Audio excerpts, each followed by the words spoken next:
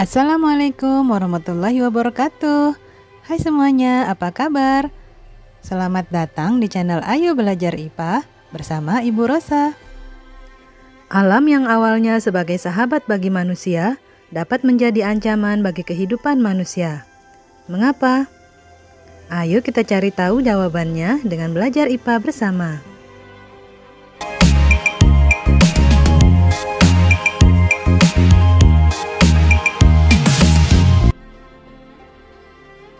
Pola interaksi manusia mempengaruhi ekosistem.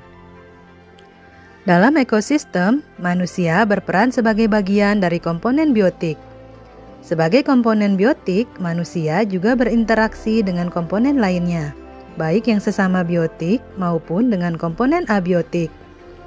Peranan manusia ini besar sekali pengaruhnya terhadap kualitas ekosistem. Sebelum kita lanjutkan membahas interaksi manusia, akan Ibu sampaikan mengenai ekosistem yang sehat dan tidak sehat. Ekosistem yang sehat pada dasarnya bersifat stabil. Maksudnya, ekosistem tersebut mendukung kehidupan berbagai jenis tumbuhan atau produsen, herbivora dan karnivora, sehingga terdapat banyak lintasan daur materi dan energi. Apabila satu jenis tumbuhan atau produsen dalam ekosistem tersebut hilang, maka ada tumbuhan lain yang dapat menggantikan peran tumbuhan yang hilang tersebut. Apabila terdapat satu jenis herbivora punah, masih ada herbivora lain yang memakan tumbuhan. Begitu pula jika satu jenis karnivora itu punah, masih ada karnivora lain untuk meneruskan daur materi dan energi dalam ekosistem itu. Sebaliknya, ekosistem yang hanya dihuni beberapa jenis makhluk hidup bersifat kurang stabil. Apabila satu atau dua jenis makhluk hidup punah, maka tidak akan terjadi lintasan alternatif untuk aliran materi dan energi. Jika aliran energi dan materi berhenti, akan terjadi kepunahan makhluk hidup. Pada ekosistem yang hanya dihuni oleh beberapa jenis makhluk hidup, apabila terjadi perubahan lingkungan secara drastis, maka seluruh makhluk hidup tidak akan mampu bertahan hidup. Dari dua sifat ekosistem tersebut, terlihat jelas pentingnya keanekaragaman makhluk hidup dalam suatu ekosistem. Yaps, sekarang kita kembali ke interaksi manusia. Lalu, apa hubungan antara interaksi manusia dengan ekosistem yang sehat dan tidak? Nah, bentuk interaksi yang dilakukan manusia di dalam ekosistem diantaranya berupa pemanfaatan komponen biotik dan abiotik di dalam ekosistem untuk memenuhi kebutuhan hidup manusia. Contohnya, manusia memanfaatkan makhluk hidup lain seperti tumbuhan dan hewan. Bagian-bagian tumbuhan dapat dimanfaatkan sebagai bahan makanan, obat-obatan, hiasan, dan bahan bangunan.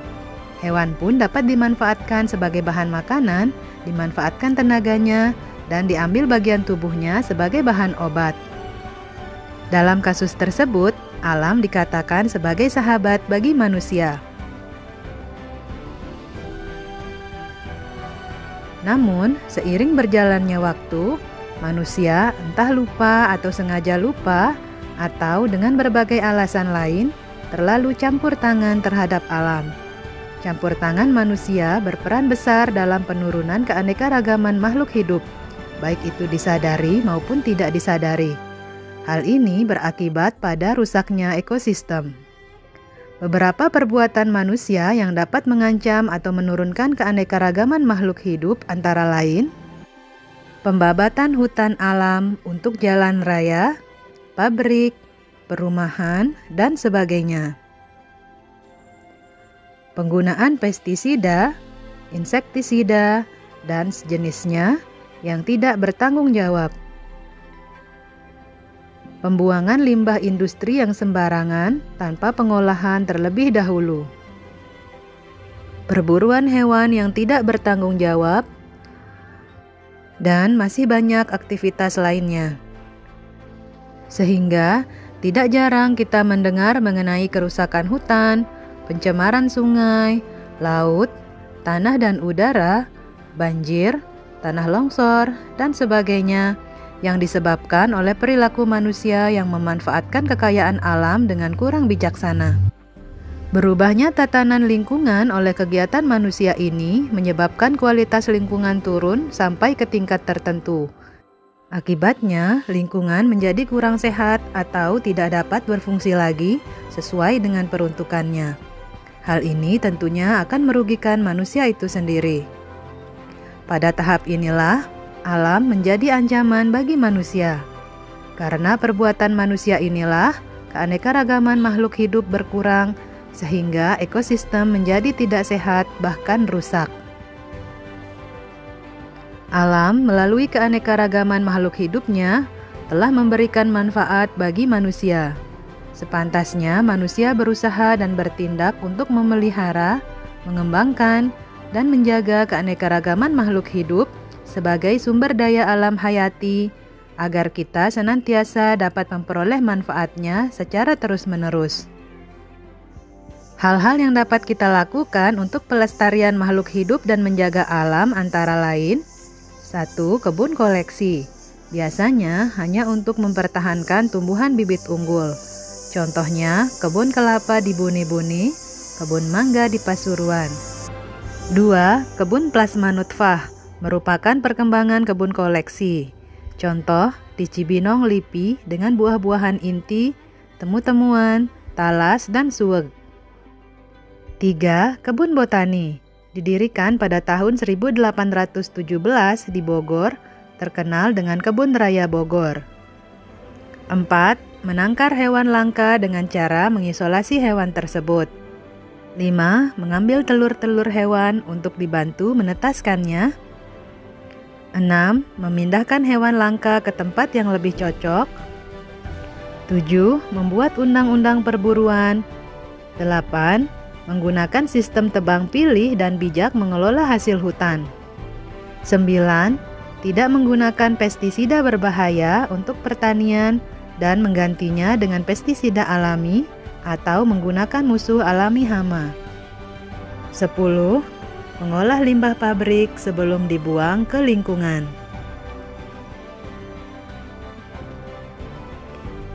Mari jaga interaksi kita dengan alam mulai saat ini untuk anak cucu kita di masa depan.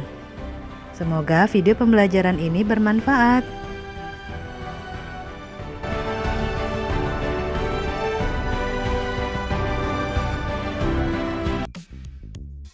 Sekian dulu video pembelajaran kita kali ini. Selamat beraktivitas ya. Dan jangan lupa untuk tetap mematuhi protokol kesehatan dengan melaksanakan 5M. 1. Mencuci tangan dengan sabun di air yang mengalir. 2. Menggunakan masker. 3. Menjaga jarak. 4. Menghindari kerumunan. Yang kelima, membatasi mobilisasi dan interaksi. Sampai jumpa lagi. Wassalamualaikum warahmatullahi wabarakatuh.